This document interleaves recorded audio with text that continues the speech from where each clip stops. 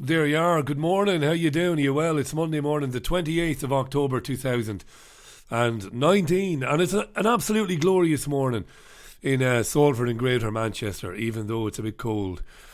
Got outside this morning with the old dog and, heavy frost everywhere. The car covered in ice. So chilly old morning out there, but it's nice. At least you can get from A to B without getting soaked into the skin. I'm a bit better. I had a rough old weekend. Towards the end of last week on the radio show, I wasn't in the best of health. I've had a bit of a head cold and a bit of a throat infection. But it could have been a lot worse, you know. Things could be worse. Yesterday was a pretty bad day. I didn't stop sneezing and blowing my nose for pretty much all day long. It was pretty rotten, and I'm feeling a bit better now. Thanks for the nice messages. And to one or two of you who said, oh, Richie, you generally tend to be sick a lot. I don't, really. I'm pretty much always here. I do, all things considered, about 275 shows a year. I have done since 2014. I'm just like anybody else that walks a dog in all weathers every day of the week and who works indoors in a kind of a hermetically sealed environment. Spends a lot of time indoors working. You just are prone to getting a bit of a bug when they go around. But I'm in great health. I'm very fit. I eat well. Take plenty of vitamins. Or vitamins, you Philistine bastards in America. And no, I'm doing all things considered. I was very sick back in February. I had a bit of pneumonia. I had double pneumonia. And I was out for 3.5 weeks. I've been pretty much ever present since then. It's the thing, you get these bugs. And unlike other programs, mainstream programs, I don't have the option of putting somebody in my place. Not that I'd like to do that anyway. So I'm going to be off with the occasional once in a blue moon and have the occasional bug, and that's the way it is. Right. Very quick few hellos before we look at the stories. The newspaper's dominated by what you can imagine today. I'm sure you would have imagined the al-Baghdadi hit story, which is interesting. Hi to Wide Awake Radio, to Dean, to John Roherty, to Gail, to Chris, to PB Awake, to Martin Ellen, to Margaret Snedden. Margaret, good morning. I replied to your lovely message the other day, Margaret, and it bounced back to me, the email, that lovely message. Thanks for your support and for the kind words. I really appreciate it. And that's happened to me quite a bit. I might talk about that sometime I've got 5 minutes to kill. But I endeavour, whenever anybody sends any support to the programme, I do my level best to send an email to them. And I generally do. I'm sure I haven't missed too many people. But a lot of times when I'm emailing through PayPal, the emails bounce back. And then I email through my own personal email account and they don't seem to get there. I don't know what that's all about, but I'm looking into it anyway. Hi to John. Hi to Matt in Western Massachusetts, to Joe Public. Hi to Margaret Cunningham. How you doing, Margaret? Thanks for your lovely card, by the way. Margaret's a friend of mine. Thank you, Margaret. That was really lovely. And to John, how you doing, John Parsons? John's got the bug. He might be struggling for the week. Yeah. I hope you're not, John. Loads of vitamin C, mate. Claire Bear, Dan Des, Paul Burchill, Liz, Letra Blaze, Julie, Shash. Thanks to Stu. Thank you, Stu, for your support. To David Mitchell, Graham Farmer, Ghost Gaming, Ken Montgomery, Dominic Barnes, to Vincent McCooey, to Cliff Moore, Ian Hilpus, James Collins, and Kelvin Pryor. Right. Presumably I'm still streaming, am I? This is so crap, this live stream. But anyway, right. Let's have a look at the papers. Front page of the UK's newspapers. And I think we'll start with the Metro today. I generally go in the same order that the Sky and the BBC have them. So here it is. The Metro, he died like a dog. Right. Al-Baghdadi. I'll tell you what, we'll run quickly through these and then we'll look at what's been said, because you might have missed this. ISIS leader, allegedly, killed in Syria yesterday or Saturday night.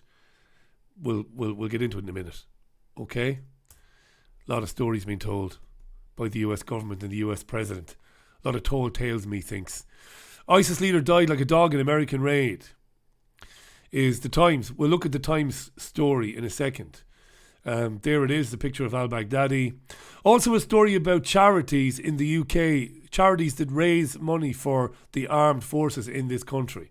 And Sky and the BBC are covering this story this morning. It's being alleged that a lot of these charities are hoarding money, and lots of it, lots of money, right? Well, the Times says there maybe £275 million maybe. And that money is obviously not getting to veterans, returning soldiers, at a time when more and more former soldiers, veterans, are homeless and dealing with mental health problems because of what they've seen and what they've done. And suicide rates among veterans are pretty stark as well. So that's an interesting story. I won't get into it today, but it's in the Times today. The Sun newspaper, paybacker. That's the pun. ISIS leader screamed and cried in raid. Families of Brit victims salute attack. You'll note, of course, you won't be surprised if you watch programs like, or listen to radio programs like mine. You won't be surprised that none of the newspapers in the UK today is in any way sceptical about the claims made by the United States President that they found al-Baghdadi, and they killed him, and that he used children as a shield, and that he blew himself and some children up with a suicide vest that he just happened to have kind of handy like. No scepticism. Now, I wouldn't dream of saying that none of that happened because I don't know. What I do know is that Donald Trump is the latest in a long line of pathological liars who lie as easily as they draw breath. Right? That's all I'm saying. Okay? The Sun, the Express. Marvellous. Lovely. The Express newspaper. ISIS chief died like a coward, taking 3 of his own children. Then he blows them up with suicide vest, as I just mentioned. The Guardian. EU ready to give UK 3-month Brexit extension, leak reveals. This is an exclusive in The Guardian today. The Guardian is saying is that it has seen a leak, a Brussels leak, that this morning the European Union will say, yes, the extension will be till January 31st. We know that late last week, Friday was it? The European Union, it was Friday, agreed to an extension. This is after Boris Johnson wrote 3 letters, one of which he didn't sign, to the European Union, compelled as he was to do so by the terms of the Benn Act. Because he couldn't get his Brexit deal through Parliament, he was compelled to write to the European Union asking for an extension. On Friday, the European Union said, yes, we'll give you an extension, but didn't give any indication as to how long it would be for. The Guardian says this morning, we've seen a bit of a leaked memo and it's going to be for 3 months.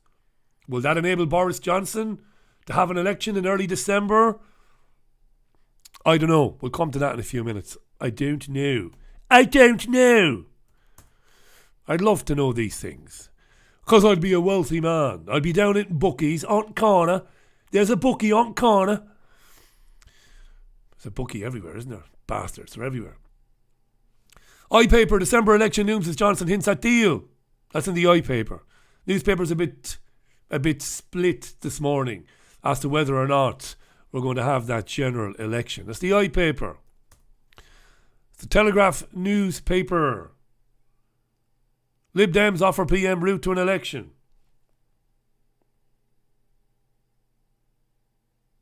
Yes. Good. I'm still streaming, am I? Yeah. Strange that. I've got to be careful, you see. I've not got anybody monitoring this for me, so I don't know. Lib Dems offer PM route to an election. We'll come back to that. That's in the Telegraph today. This is because of something concocted by the Lib Dems, that's Joe Swinson, Liberal Democrats, and the SNP Nicola Sturgeon. Jimmy Cranky. There you are, John, in Texas. I said it, Scottish John, Jimmy Cranky. So apparently the SNPs and the Lib Dems have said to Johnson, we'll give you that election on the premise that the extension does extend till January 31st. Yes, SNP's Lib Dems have said if that extension goes to January 31st, we're fairly happy enough to give you an election once you guarantee that you'll accept that extension.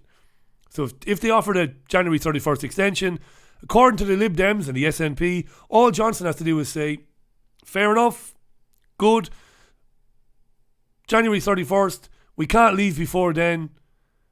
We cannot leave before then. If he says that, if he acknowledges that, Lib Dems, SNP might be able to help him secure his election. He needs 2/3 of Parliament to vote with him.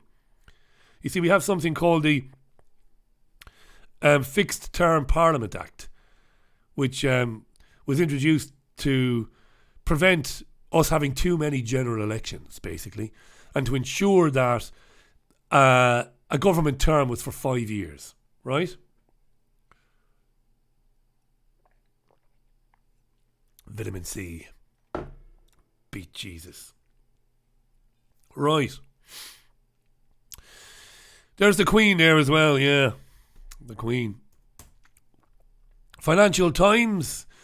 Barclay twins cash injections into struggling empire set to hit £500 million. I've no idea, don't care. Toxic tweets aimed at MPs soared after Johnson called death threats humbug.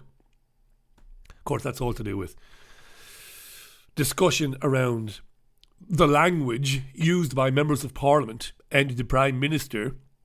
And in a fairly fractious debate in the House of Commons a few weeks ago, when Labour Party MPs were invoking the name of Joe Cox, who was murdered just before the referendum back in 2016, and they were crying about some of the things they had to read on Twitter, Johnson went, humbug, humbug. And apparently that really triggered some people.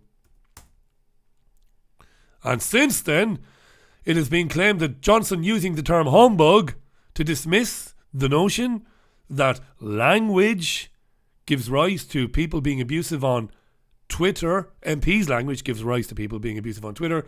Johnson saying humbug, apparently that's only reinvigorated. It's emboldened the trolls.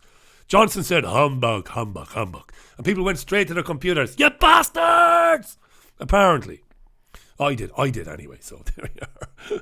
I couldn't get to a computer quick enough.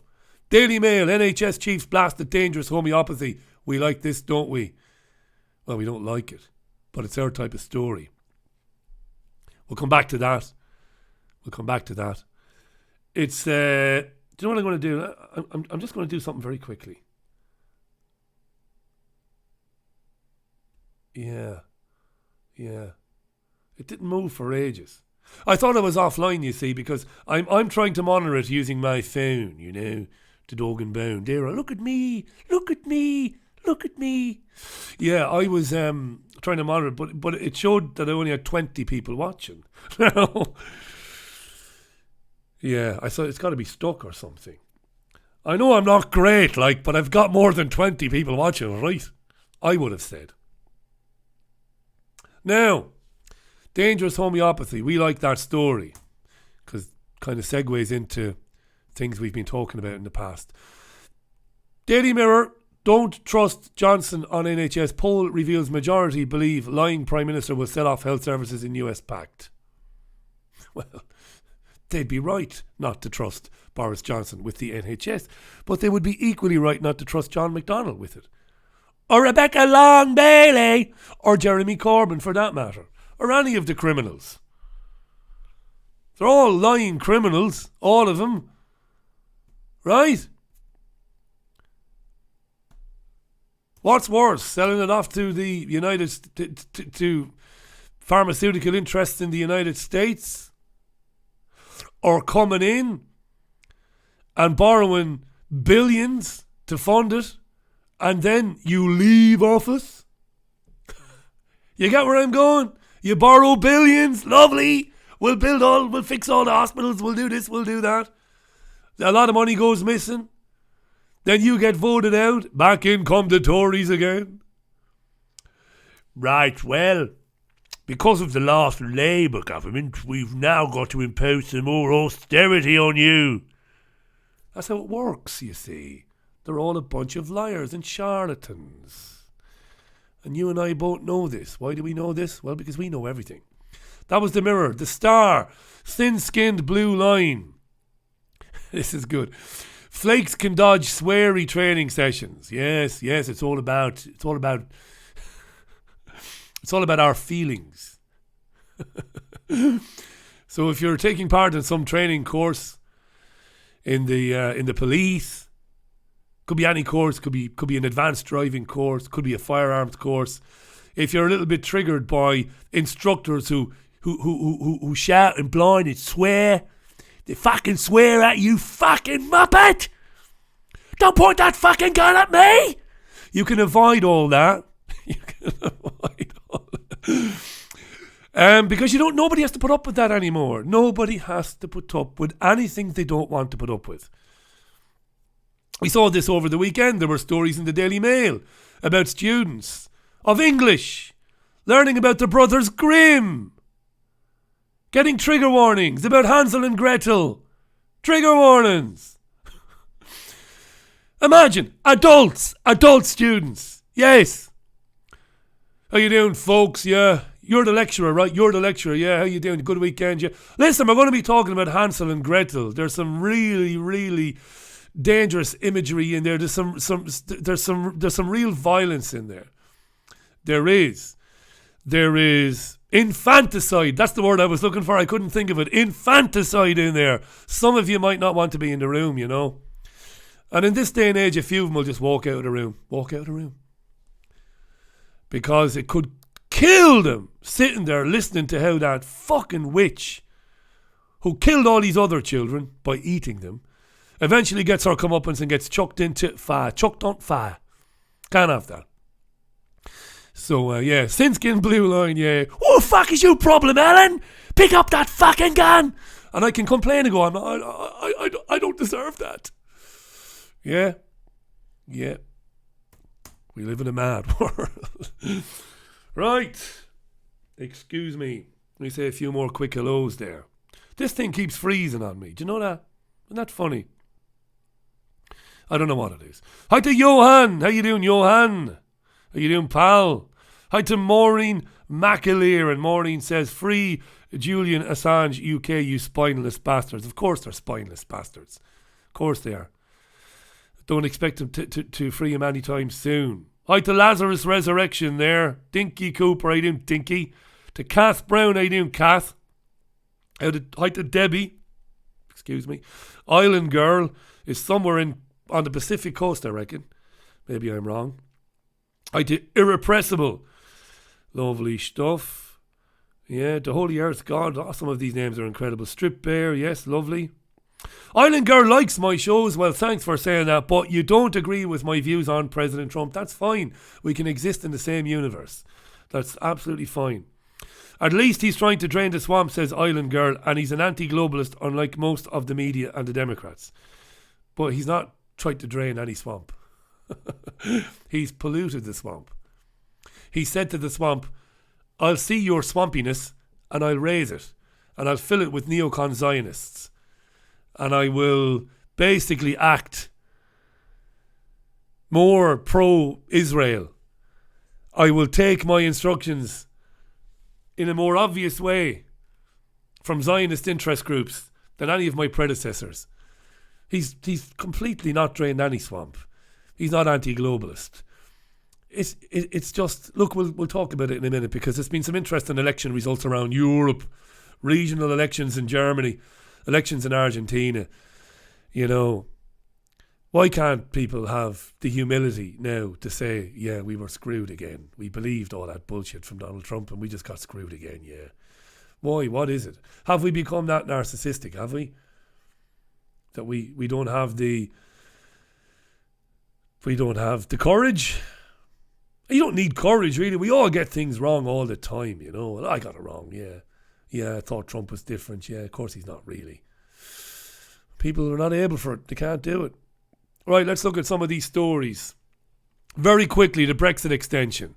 This is the story. It's the Guardian's exclusive, according to the Guardian. They've seen a memo. It's very brief, this. It's a long story, but I'll keep it brief. that the European Union will this morning say, okay, 3 months until January 2020. But with an option for the UK to leave earlier if a deal is ratified. This is where the SNP, Scottish National Party, and the Lib Dems come in, because they will tell Johnson, if you forget ratifying the deal before January 31st, 2020, we'll back you when you go to the House of Commons tonight to ask them to vote for an election. He needs 2/3 of MPs to go with him tonight for an election. He says the 12th of December, they're saying the 9th. The Labour Party doesn't want it at all because turkeys don't vote for Christmas, as the old cliches go. Labour fears being destroyed in a general election. It really does fear that. Would that happen? I don't know. I suspect in Leave voting constituencies in the north of England, which returned a Labour MP, because the Labour MP said in 2017, the party said in its manifesto, we will honour the referendum result.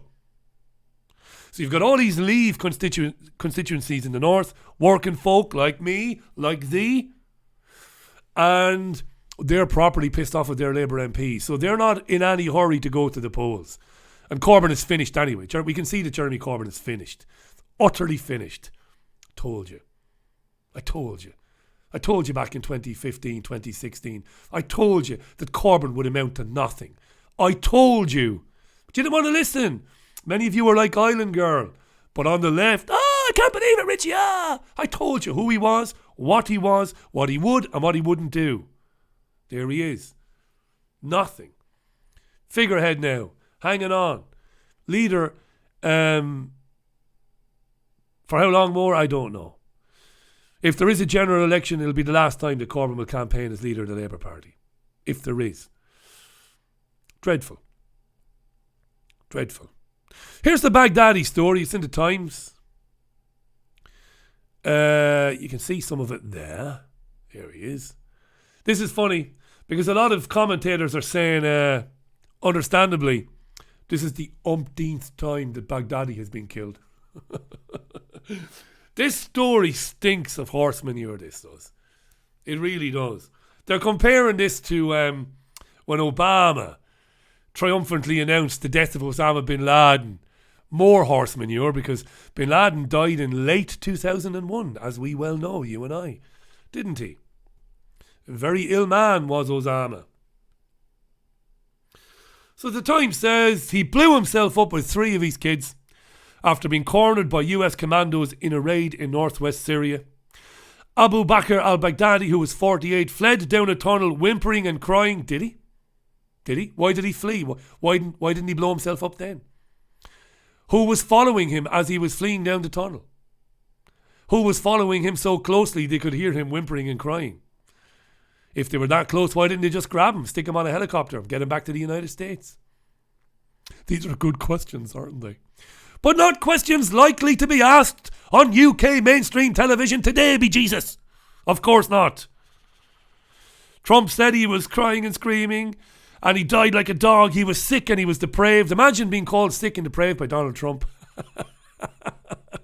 If Ivanka wasn't my daughter, I'd be dating her.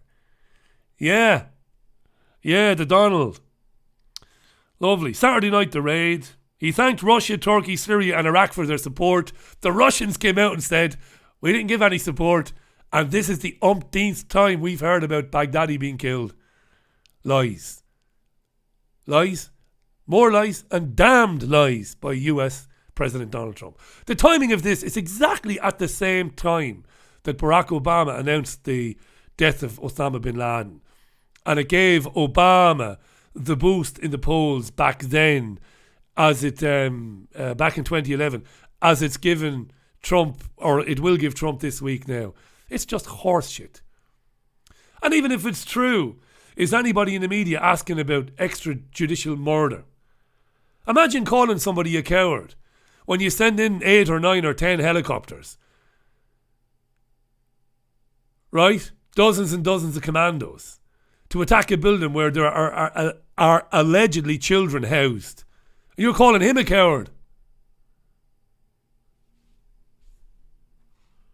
Not a whisper in the media today about this being bullshit. And it stinks to high heaven, this story. Come on. Yeah. He reached the end of the tunnel as our dogs chased him down. Our dogs? Were there dogs? He ignited his vest, killing himself and his 3 children. It just stinks to high heaven. I don't believe it. But I don't have any proof that it didn't happen, but I don't believe it. You know, how many times do you get lied to by a group of people? And Trump, Obama, they're the same people. Hillary Clinton, these are the same people. They are the US political class. They are the same people, all of them.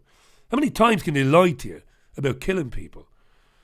How many times can they lie to you about things that people are alleged to have done and offer no proof, and then you find out that they were lying? Weapons of mass destruction, everything else, 9/11. When do people say, nah, no, you didn't kill him? Maybe he hasn't.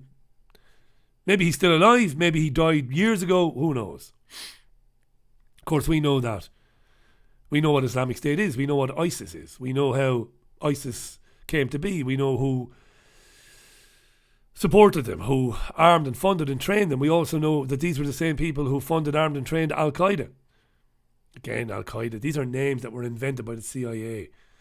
But these militant fighters that fought Russia in Afghanistan, you know, we know who these people are. So I don't believe it for a minute. But what are you going to do? That's the big story today across all the newspapers. This guy is dead. German elections, there you are. This is interesting, it's everywhere today, this. Radical parties make big gains. This really kind of saddens me, you know. Merkel's party, the Christian Democrats, were absolutely, well, they weren't obliterated, but they were hammered in state election results yesterday. And yeah, the papers are reporting this today as being an example of, you know, the right is on the rise, populism is on the rise. And what saddens me is that it's just like a hamster wheel, really. Nothing ever changes. The people who are genuinely concerned about what happened when Angela Merkel allowed 1 million migrants into the country, the non-racist folks, most people are not racist, who supported this guy because they saw that policy by Merkel as completely ludicrous, as insane and as unsafe. They kind of hold their nose and they go and vote for guys like this, but they have no idea that this guy is just the establishment wearing another coat. Like Donald Trump, like Orban in Europe, in Hungary, and all the rest of them. And even on the left, like Alexis Tsipras in Greece. It's two sides of the same coin. This guy is the establishment wearing another coat. The house always wins. That's what saddens me. People get really invested in it. Yeah, we got this guy now. Yeah, he's going to end, you know, illegal immigration. He's going to nationalism. He's going to take back Germany for the Germans. Of course he's not. He's not going to do anything like that. They don't know any better. They'll never learn. Fool me once, shame on you. Fool me twice, shame on me. But they get fooled hundreds of times. Keep getting fooled. It's like the Trump supporters. It's like the Clinton supporters, the Bernie Sanders supporters. It doesn't matter. Keep voting for these people. And you never consider for a second that maybe the act of voting and supporting that system is ultimately your undoing. It always is. You never win. You can't win. Go into any seaside town in the UK. Go into any seaside town in the UK and go into an arcade and bring with you £500 in cash. Change that into coins and go and play those silly games with the multiple drawers that push the coins. You've got more chance of winning in those, and they're the most rigged games in the world, than you do of voting in a person or a party that's going to change your life and change the paradigm and completely transform human civilization. It's never going to happen. They're all owned and controlled by the same people. You just don't want to believe that because it terrifies you. Not all of you, but most of you. I still get the emails. You should see them. I can't believe you don't support Donald Trump. He's going after the paedophiles. He is a paedophile. Right? I can say that. No fear of retribution. I can say that. There is no more aware, there is no more libel-aware presenter in UK media than me. I can say that he is, at the very least, an enabler of paedophiles, Donald Trump. And you get people, oh, QAnon, oh, Donald. No. Listen to his press conference yesterday. The guy is the most insecure human being that's ever stood in front of a microphone. He is a narcissistic, psychotic moron who spent 15 minutes yesterday talking about his best-selling books and how important they were in his books. Guy's crazy. Guy fantasises about having sex with his daughter. The guy's assaulted more women than you've had hot dinners. But no, Donald, no. But you hate Clinton so much. Plenty of reasons to despise Hillary Clinton. They're the same people. You just don't want to believe it. Someday you will. This is important. Simon Stevens, NHS CEO, taking on homeopathy. Now, the European Union has been taking on homeopathy for years, but it's very rarely reported. How do they do that? Well, they ban completely harmless supplements and plant-based remedies. They've been doing it for years. I talked about it over the years on my radio show. I believe because a lot of the stuff works, has proven to be effective. And I know you're talking about anecdotal evidence, but you're talking about overwhelming anecdotal evidence. I know this to be true. I dealt with a homeopath when I was in London making television programmes. I had reflux because of a duodenal ulcer years ago. And the ulcer was supposed to be cleared up, but it wasn't. And I was taking a medicine called omeprazole. I think the brand name is Losec. 1 tablet a day. And a friend of David Icke's, a homeopath called Mike said, it's no good, Rich. And he introduced me to a remedy, a plant-based Chinese remedy. He showed me what it was. He showed me how it was extracted. He said, I want you to take some of this, Rich, in the mornings. It's foul tasting, he said. But what it's going to do is, he said, it's not going to treat the symptom. It's going to treat the problem. It's going to get rid of that ulcer completely. I'd fuck all to lose. Took the medicine. I've never had a pain in my stomach or acid indigestion since, and that's been 6 years ago. It was a placebo, Richie. No, it fucking wasn't a placebo. Don't start me. I'm pointing at you, Hayden Hewitt. He's probably not watching. But Hayden is the sort of person who goes, bullshit, that's bullshit. No, it's real. And it did me the world of good. So there's, he's tying this into vaccines as well. Almost kind of blaming homeopaths as chancers. They con the public to part with money. See, we're all stupid. We're stupid. We have to be protected. We're vulnerable. We're a new vulnerable group now. The homeopathic subscribers, we're a new vulnerable group that need to be protected. Because we're too fucking thick to figure out for ourselves if the thing is any good or if it isn't any good. Right? There he is, Stevens. Coming after homeopaths, and of course they're linking this with vaccination as well. And the NHS, the Health Secretary, Matt Hancock, as you know, but it's worth reminding you, is only looking in to mandating vaccines for school kids in the UK. Currently, a consultation ongoing, legal one, desperate to get the law. He's desperately keen to be told the law is with you, so if you want to introduce it as mandatory, you can do so. This was brilliant yesterday in the Mail on Sunday. It's worth. I would have gotten into this on Sunday View. I didn't do Sunday View yesterday because I couldn't talk. I wasn't like on me deathbed or anything. I just couldn't talk. I needed to just sit in silence, listen to music, and blow my nose, which is what I did. I had a bit of Astral Weeks Van Morrison on yesterday. I had a bit of Born to Run Bruce Springsteen on yesterday. We had a bit of Charles Aznavour on yesterday. And a bit of Devils and Dust, Bruce Springsteen, on yesterday. A bit of a Brucey day, a bit of a Brucey bonus. Douglas Murray in the Sunday Mail taking on something that I've been taking on for a long time. I'm not comparing myself to Douglas Murray. He's a very good writer.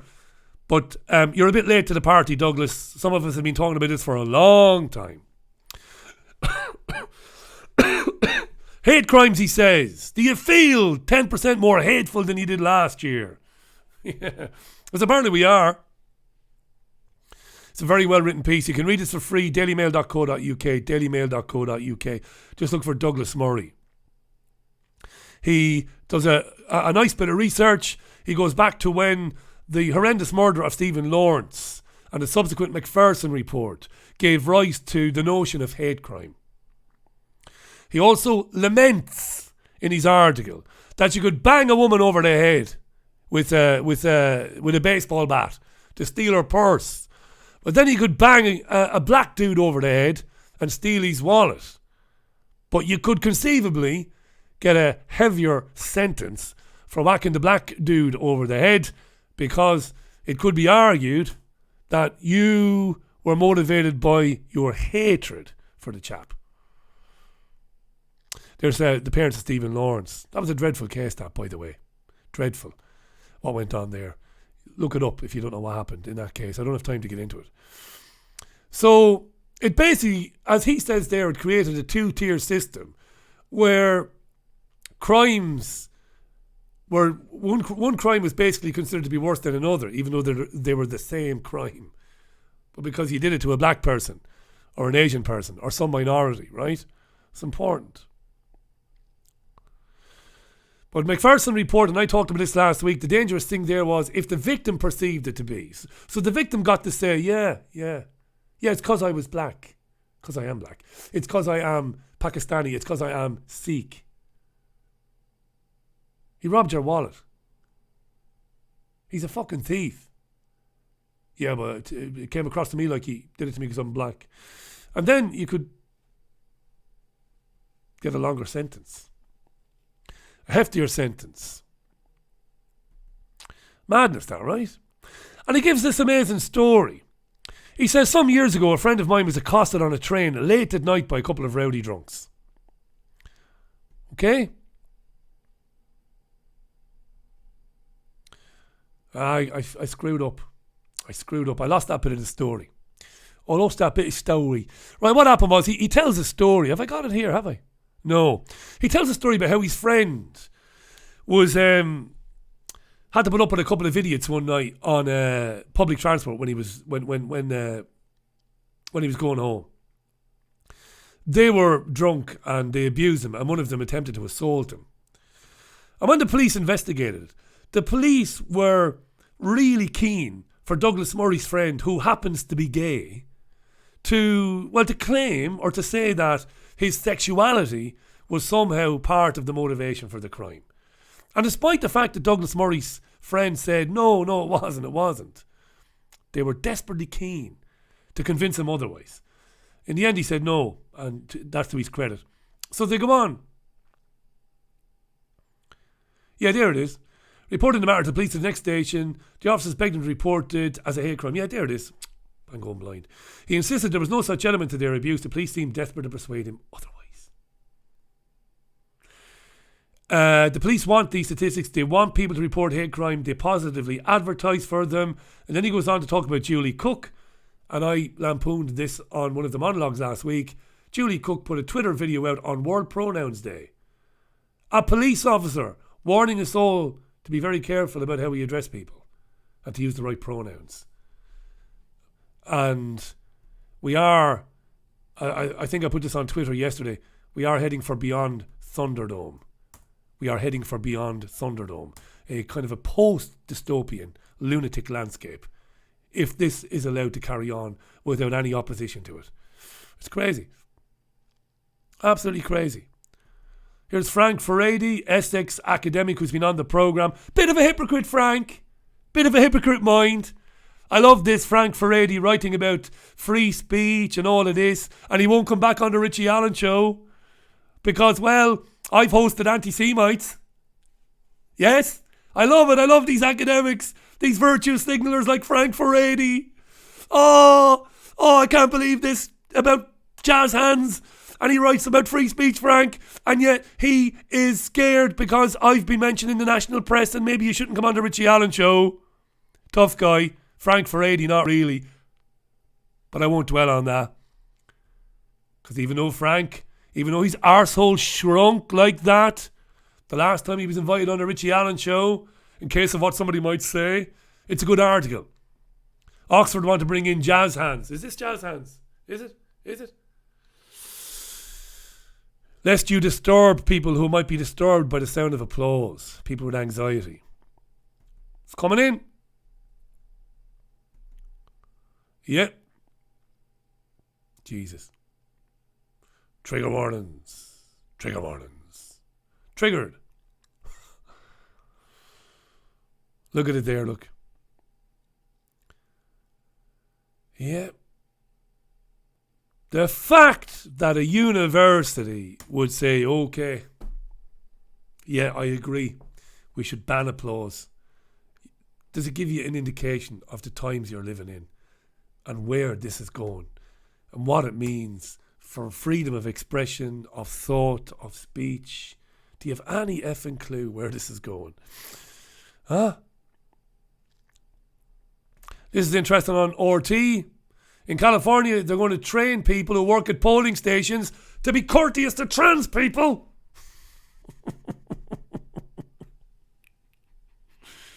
Oh, Jesus.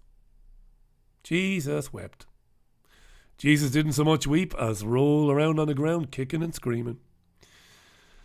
A new partnership with LGBT group California is to make sure that officials won't offend transgender people by being overly inquisitive if their names on voter polls don't match their gender identity. You see, people stationed at polling stations or people placed at polling stations, part of their job is to prevent fraud.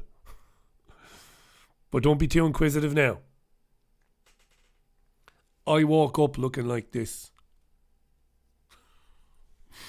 But 3 weeks previous, I've managed, using a bit of deed pooling and by contacting the authorities, I've managed to change my name to Amanda Hugginkiss.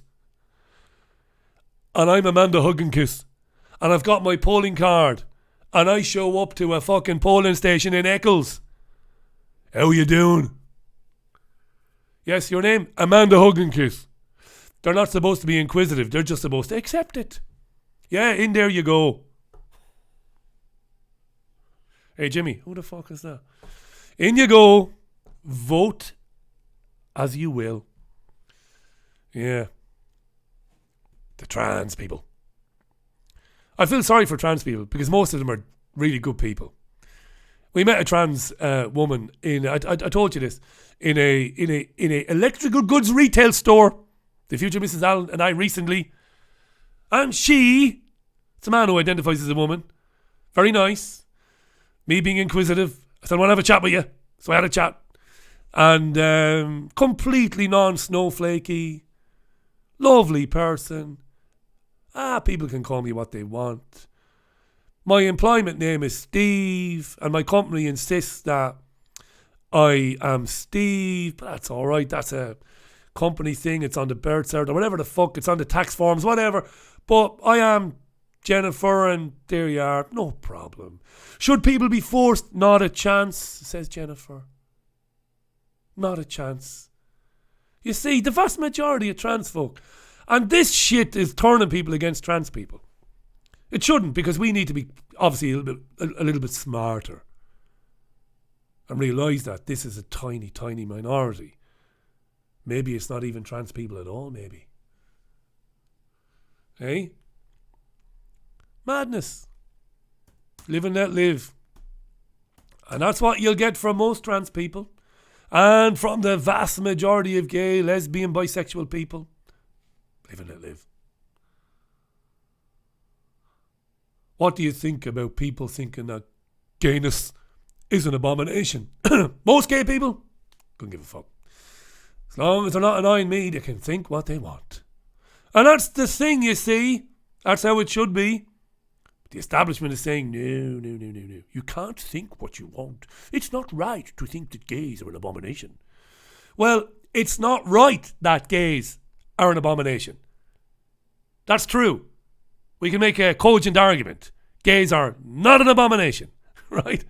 Neither is any other minority group, be it a religious one or be it a sexual one.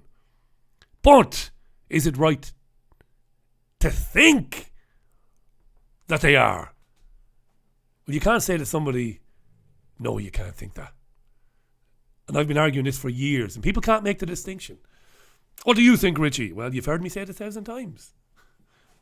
Gay people are fine. I don't care. And they're certainly not an abomination. But if somebody thinks they are, that's his problem, isn't it? But this is where we're moving. Can't think that. Jesus, no, God, no. Final one today. This makes me laugh because I think The Guardian is missing the point here. Samira Ahmed is taking the BBC to court this week. It's going to last a few days, this hearing, over equal pay. She ended up doing a very similar job on a different programme to BBC Two presenter Jeremy Vine. And she's able to demonstrate, is Samira, that her work schedule basically mirrored that of Jeremy Vine. But he was paid astronomical wages per show, and she wasn't. And she's saying this is absolute proof of there being a disparity in how women are paid and how men are paid at the Beeb. Now, The Guardian is missing the point here, and maybe Samira Ahmed is missing the point here as well. I don't know, is Samira any good as a presenter? But I'm betting she's probably better than Jeremy Vine, to be honest. Jeremy Vine is Marmite, right? But I think the problem here and the thing that's being missed here is, I know that BBC presenters negotiate with the BBC through a solicitor or through an agent. And I would be wondering if her real problem is that her agent was fucking useless. Or that homework wasn't done on what her peers were being paid at the BBC before she signed on the dotted line. Because, and you know I'm not trying to curry favour with anybody here, I would agree with her that if her work schedule, her workload is exactly the same as a man's in terms of what she's expected to do before, during and after she's on air, well, she's got a good fucking point. Why am I getting shit wages and he's getting thousands? I would agree with her. But I know the BBC, and I know that the staff, the presenters do not negotiate face to face with the BBC money men and money women. It's done with agents. Remember Kevin Myers getting into trouble, do you remember? For making a comment about Vanessa Feltz, Claudia Winkleman, when he said Jews are not known for their stupidity. He said it in a much more eloquent way, of course, Kevin. Brilliant writer, Kevin Myers, Irishman, great guy. Of course, his career was destroyed for joking. A good joke with some truth in it. Jews are not fucking stupid, neither are Pakistanis. They share that common sense when it comes to minding their money. They're not mean. They're just clever. And I say hi to my mate Imran in Rochdale. Imran taught me how to negotiate, that boy. Honestly. So maybe they're making a big gender story out of this, so maybe that's not the case. Maybe your agent is absolutely fucking useless, lass. Maybe. Yeah, Kevin Myers said women are not paid well at the BBC except for Claudia Winkleman. Well, not just Claudia Winkleman and Vanessa Feltz, but those are two Jewish women. And Kevin said they're not known for their stupidity, when it comes to conducting business. It's a lovely backhanded compliment. And I'm on a plane down to Southampton the following morning. I'm sitting next to a Jewish guy. Totally true story.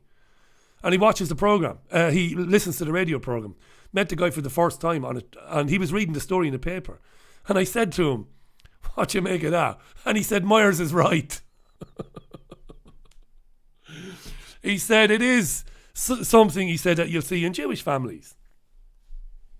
You know, a respect for the value of money and for the earning of it and for the not giving it away very cheaply after you fucking work to earn it.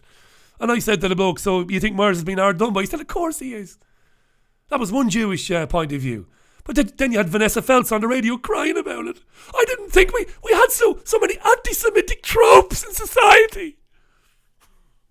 No, a bloke saying, the Jews sit around taking all the money. You could say that's anti-Semitic, right? But a guy going, the Jews are not thick when it comes to money. And he didn't say it as crassly or as coarsely as that. Of course he was right. Right. And the Jews are not a race, remember. They're a religious group of people. And neither are the Irish a race. We're Irish people. But we are fairly fucking thick with money. Thick when it comes to money and spending it and not thinking about tomorrow. But in England, two groups that we can all learn from. Pakistanis, Jews, smart people. I see that when it comes to going to a big hi-fi centre to buy a TV and a stereo. I've seen my friend Imran walk in there. My Pakistani Muslim friend. I've seen him. And in the end, the salespeople end up just giving him stuff just to get him fucking out of there. Brilliant. And I learned.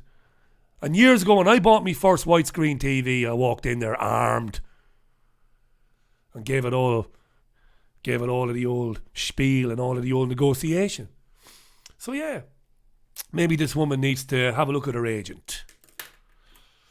Anyway, that's about it for me today. Enough of that old bullshit. We are useless with money, the Irish. Can you stereotype a whole country? Yeah, fucking useless. Give it away. Loan it to people. Give it to people. We don't value money. I don't know, maybe we have this kind of macabre kind of attitude towards it. Kind of a fatalistic approach to it because we never had any fucking money. And then when you do have money, you don't want to be beholden to it. You don't want to be looking... I mean, I know people who look at their bank accounts 5-6 times a week just to see their money on their phones. I know people who do that. But the Irish is like, fuck it. Not going to be a slave to it. I have money sometimes, other times I have nothing. And somehow I always survive. That's the Irish attitude, right? But we can learn from our brothers and sisters of other minority groups who say, don't be so fucking quick to part with your money now, Paddy. Right, that's it for me. 5 o'clock, Victoria Hague was in London. Major protest this weekend about the family courts. Second hour, Dr. Paul Craig Roberts, live from the United States of America. Enjoy the rest of you. I'm sorry I didn't get into more comments. Enjoy the rest of your Monday. I am going to go for a run because I just am. Because I've not run Saturday and I've not run Sunday. So I'm putting on the old sweatshirt now and I'm going out for a run. Until the radio show at 5. Bye now. Yeah. I killed the mic a bit early there, didn't I? It's a bye for me. We will talk again at 5. Look after yourselves. Bye.